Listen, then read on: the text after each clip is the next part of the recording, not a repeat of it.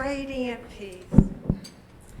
Again, let's start by taking another breath together and just centering ourselves in this beautiful sanctuary. Grateful for the people that are here today, appreciative of those that are joining us online, and remembering with fondness all those who have come before us, that have been seated in these same pews, bringing their energy to this sanctuary and forever leaving their love, that radiance that sparkled and still resonates with us today. What a gift. So we are going to talk about zeal today. Zeal, that power that gets us up and moving, that forward movement. It feels good when we're totally into our zeal. However, let's just think about something for a moment. Have you ever had a Saturday morning and it just felt full of potential?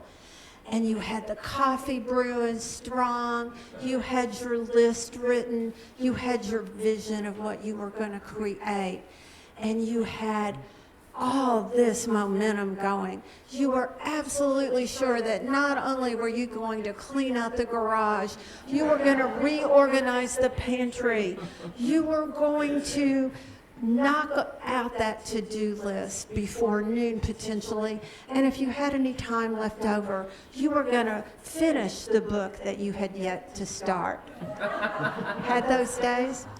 But as it turned out, by noon, all you had done was move a few things around in the garage, and you spilled coffee all over your to-do list, and you were already feeling frustrated. That, my friends, that is zeal without peace. It's all spark, it's all dazzle, but there's no substance there. There's no steady flame. And one without the other just doesn't do us any good. And I know I've had those days, those Saturday mornings where I leapt out of bed with enthusiasm and with a vision of what was going to be accomplished. It doesn't always work out that way if you don't bring all those elements together, those divine qualities together. Zeal without peace may get us moving, may get us started, but peace keeps us balanced and focused, and that's what we need. That's where we are now in this phase of our spiritual community, in our own lives. We need balance and focus to continue to move forward. So when I say zeal, that is a great Z word if you're looking for a way to fill in a blank that begins with a Z, but most of us don't use that word very often in our everyday lives. We may talk about feeling energetic or powerful or alive, but it is one of our Unity 12 powers as described by our Unity co-founder, Charles Fillmore. He called zeal the affirmative impulse of existence. Its command is to go forward, and we love it when we have that in us, flowing through us. The Revealing Word, which is another wonderful manual book that you can access online, and it describes more fully some of these Unity terms. If you're newer to Unity, you may not be familiar, or you may just want a refresher. But the Revealing Word describes zeal as the inward fire of the soul, the intense enthusiasm that initiates activity and propels the soul towards progress. Doesn't that sound good? I want some of that. I'll take some of that to go, right, today. So we have the opportunity to connect with that part of us and to enhance it as we move forward. Now, with all of our 12 powers, with all our innate abilities, it's not that she has it and he doesn't, or I have a little and you have a lot. We can access what is ours, but sometimes we're not all that intentional about it. We're not always tuned in to carrying it forward and to cultivating it with intention.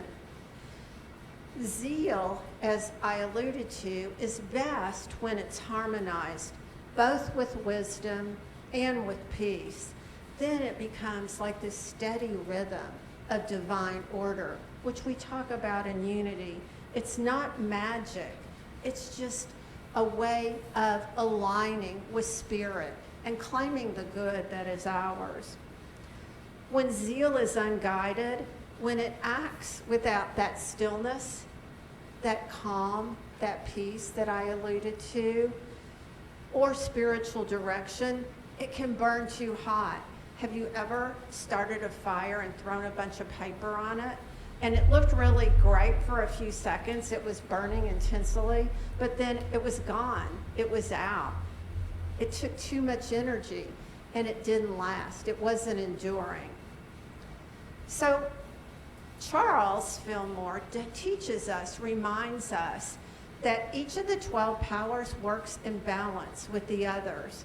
So zeal, if there's no peace, it may become restless, or it may show up as impatience, while peace without zeal may look too passive, or it may show up as stagnation. And I know I have certainly had those experiences where I felt a little stuck. And maybe it was because I hadn't done what I needed to do to cultivate that zeal. Because when those two powers are united, when they are together strongly, they create that dynamic equilibrium. That's motion with purpose. I love that phrase, motion with purpose, energy with serenity, and activity infused with divine order. Let's just let that soak in. Motion with purpose, energy with serenity, and activity infused with divine order. That feels so good. That's a perfect thing to add to our Thanksgiving Day potluck, right? We could all have a serving of that and do well. Because zeal isn't just about excitement, it's about that steady, glowing energy that carries us through challenges. And if you're alive, there are challenges that confront you. And some of them are surprises, maybe some are anticipated. And they show up in all different ways, in different forms. Maybe it's a phone call, maybe it's a letter in the mail, maybe it's somebody showing up at your front door unexpectedly. Those challenges are the potholes of life. And in every city and every person, there are those bumps that we experience. So we need to get through the challenges so that we can keep showing up here for our spiritual community, being a part of the broader unity movement and really making a difference, signing up and signing on for the causes and the experiences that literally do light our fire and help us feel really good about what we're contributing. We want to be there for people, for causes, but also for ourselves. We have to have a commitment to nurture and cultivate that inner light within us. And when we're not taking time for ourselves, that can dim low as well. So excitement can burn really quickly and fast, but zeal endures. It's like that warmth of a campfire that stays glowing long after the flames die down. And that can help us feel secure. I know in my camping days, I would sit by the campfire for hours. I still love to sit by a fire and just have that sense of spiritual connection and calm and warmth that feels so nurturing, that feels so soothing. Sometimes zeal shows up quietly.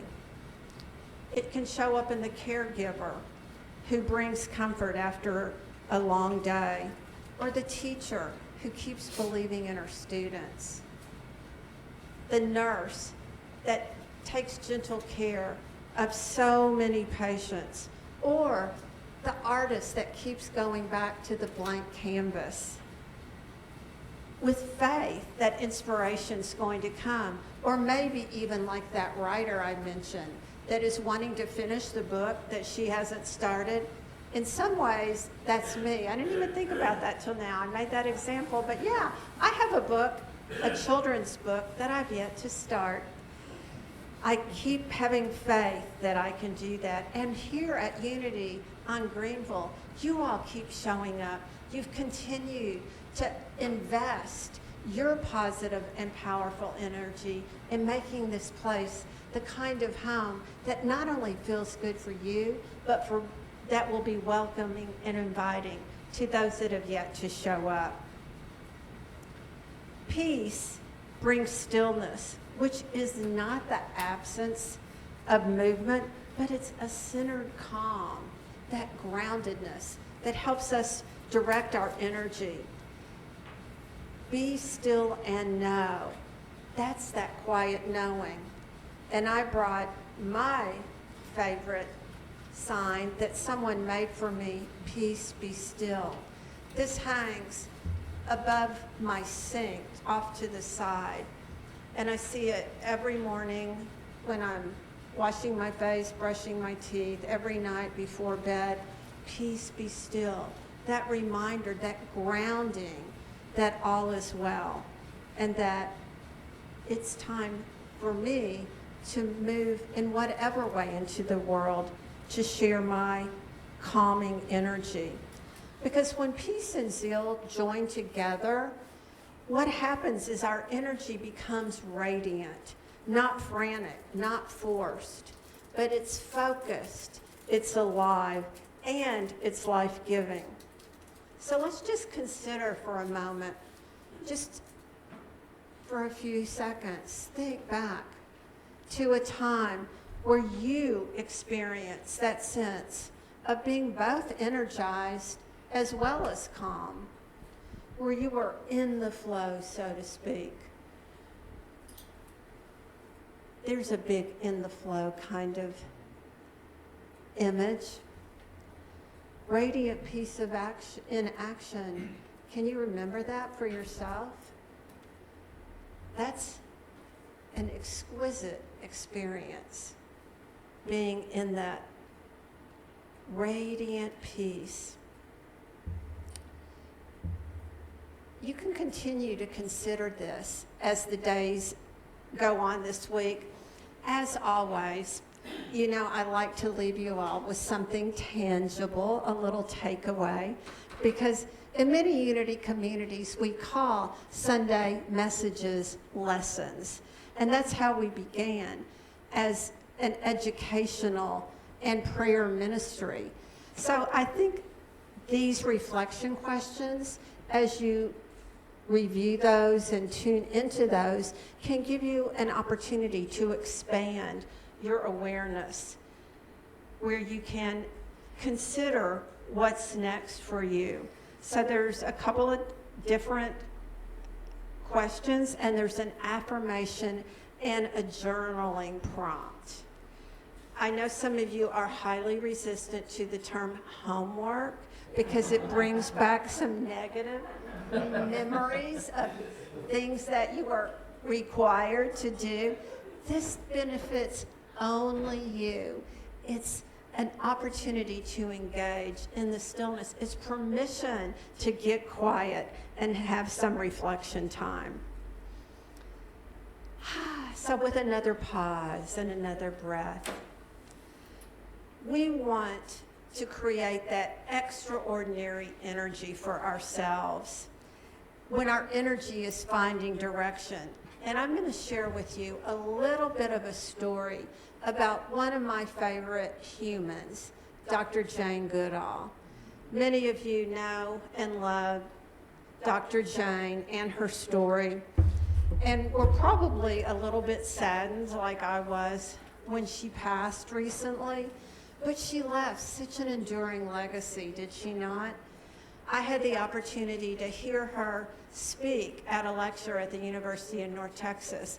Now, it wasn't an intimate gathering. It was in the super pit, as they call it, where they play basketball. So I was a ways away from her. And yet, what a powerful presence she created. I've been fascinated by her for decades. I've read a number of her autobiographies and biographies about her life and seen some videos because she had an amazing spirit. From a little girl growing up in England, she was always filled with curiosity. She wanted to know how nature worked. She once spent hours in a hen house, and she hid to quietly observe how eggs came to be. And that childlike wonder and zeal never really left her. Well, she was only in her early 20s when she took off to go to Africa, but just her dream, her imagination, and her little notebook. She was determined to study chimpanzees in the wild. And at the time, she didn't even have a formal degree of any kind. She just had her deep passion and a whole lot of patience. And I would add courage and bravery as well. So when she got to Gombe, Tanzania, she didn't rush in. She didn't have an agenda. She didn't have a timeline that she was determined to accomplish. But she had the ability to just quietly observe for hours and hours each day. She let the chimpanzees get used to her and her presence. She was just still. And gradually, they came to accept her. So throughout this entire process, she had discoveries, and it transformed science. She witnessed these chimps using tools. And I still, to this day, if I do something kind of innovative and creative and I take something and use it in a different way than it's meant to be used, I'll think, I'm as smart as a chimpanzee. I can use tools. That always stood out to me, that they could use tools. It's just amazing. But she saw them not only be creative in how they used the different instruments that were available to them, but she saw them sharing and expressing emotion and then forming these deep connections with each other. She later reflected, each one of us matters, has a role to play, and makes a difference. Each one of us must take responsibility for our own lives, and above all, show respect and love for all living things, and especially for each other. Does that not sound like a unity statement? Unity, wisdom, for absolute sure. So in that quiet way, Dr. Jane lived from that conviction that we have a responsibility for all the other life forms on our planet. We are the caretakers of this beautiful earth that we have been given. And she really was concerned about the threat of extinction because of our, as in humans, careless behavior. So she wasn't loud. I don't think I ever saw a video or heard of her really going off in a really angry or highly demonstrative kind of way. But she got her message across. She was patient. She was intentional. And she listened and she observed. And all this passion was so important because can you imagine being a young woman at that time in Tanzania? She had to have experienced at times intense loneliness and maybe even questioning, am I crazy? Like, people are telling me, have you lost your mind? Maybe she began to wonder that too. And of course, there were dangers that she contended with. But she continued to persevere, and then her work extended. She became an advocate for conservation and peace. And then she, towards the end of her life, began to travel tirelessly, speaking about hope and connection, and again, how we're all interconnected, that we need each other, that we depend on each other. And here's another powerful unity message that she shared. We can't truly make peace in the world until we find peace inside, in ourselves. That was part of her very powerful communication and invitation to all of our audiences. Don't ask for peace in the world if you are churning inside and you have all these areas that are unhealed and unattended to. You're going to have to deal with your own issues first. She also said this, what you do makes a difference, and we each get to decide what kind of a difference we want to make. Because even though we're all unity people and we all have so many things in common, we're each unique expressions of the divine. We have to decide what and how we're going to show up and make our own intentional difference. So let's just take this in for a moment. Zeal and peace are already at work inside of us in this moment. These powers they're part of that Christ consciousness that we like to talk about in unity. Those are an expression always. Zeal is the motion of spirit moving through us, and it propels us forward towards our good. And I just continue to know that divine order is in place, and that each experience that I have is moving me closer to the divine purpose for which my life is moving and intended. But maybe, perhaps you're wondering, well, this all sounds well and good, Nancy, I hear you, but how do we get to this balance? How do we really live a more balanced life and cultivate that? Well, first of all, you have to really be willing to stop, look, and listen, so to speak. You have to stop and pause and notice your internal energy. What's going on? Are you poised for action? Is it manic movement? Is it frantic movement or focus? When you feel out of sorts, you probably can identify that in times yourself. So when you feel yourself pushing too much, striving too hard, I shared this story in a class I taught recently. When I was working at UNT in one of my more stressful roles there was always so much urgency. And I knew that I was in a bad place when I found myself running down the hall to go to the restroom. Not because I was in an urgent need to go to the bathroom, but because it was so crazy and chaotic there. And I felt like I had to run and go to the bathroom and then hurry up and get back to my desk. And I had to choke down my lunch, big gulps at a time. There was so much demand on our time, my time. And I recognized, hey, this is not healthy. I was having high blood pressure episodes, and I have low blood pressure. So ultimately, that office in which I was employed, 5 of the 6 of us left within less than a year and moved on because it wasn't sustainable. It was affecting my health, it was affecting my state of mind, it was affecting my relationship with my children, other colleagues, you name it.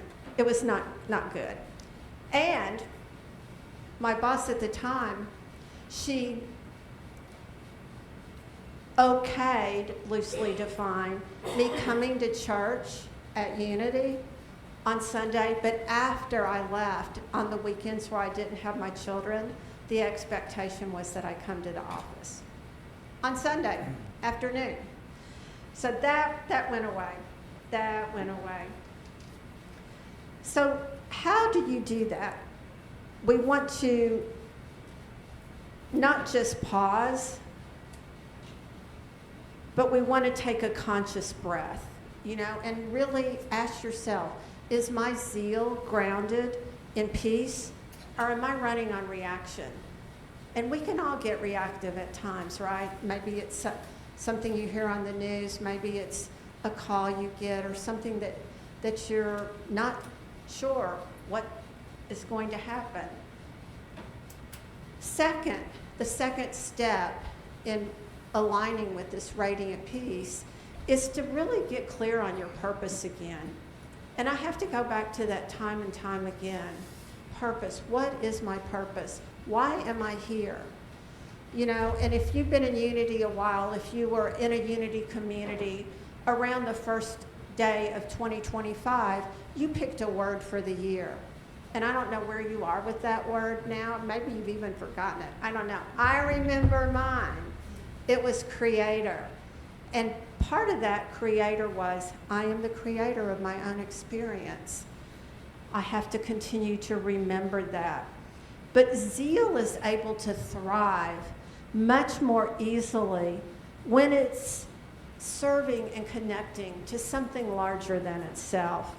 So whether your purpose is teaching or helping or healing or serving, connecting to that will help you align that energy.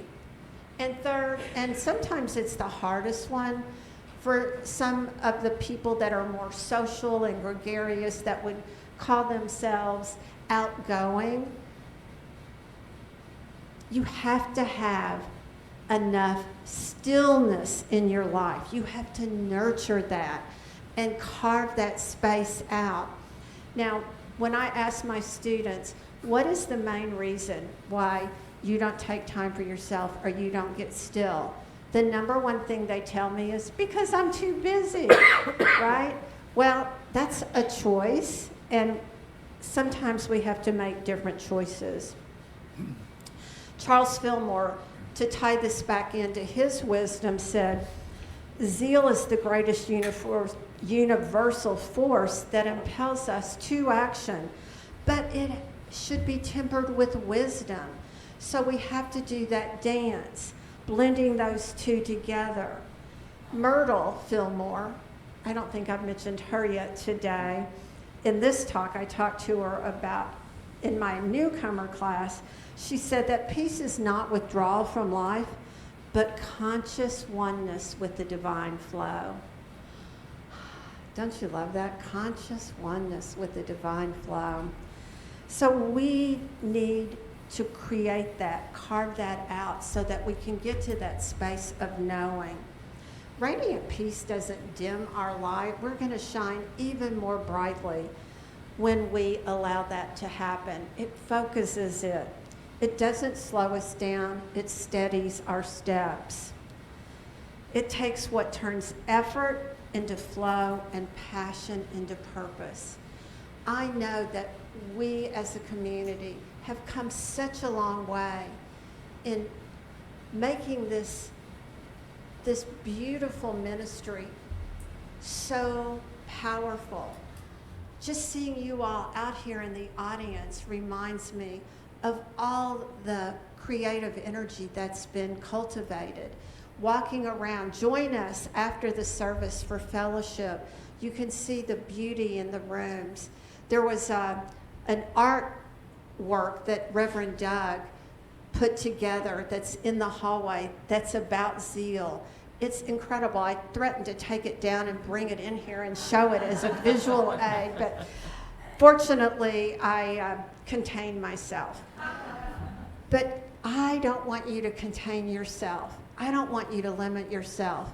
But Let's take the two powerful energies of zeal and peace and blend those together so that you can truly be a radiant presence in the world as we move forward towards the end of 2025. Blessings to each of you. I love you and I appreciate you, and I'm so grateful for you. And so it is. Amen.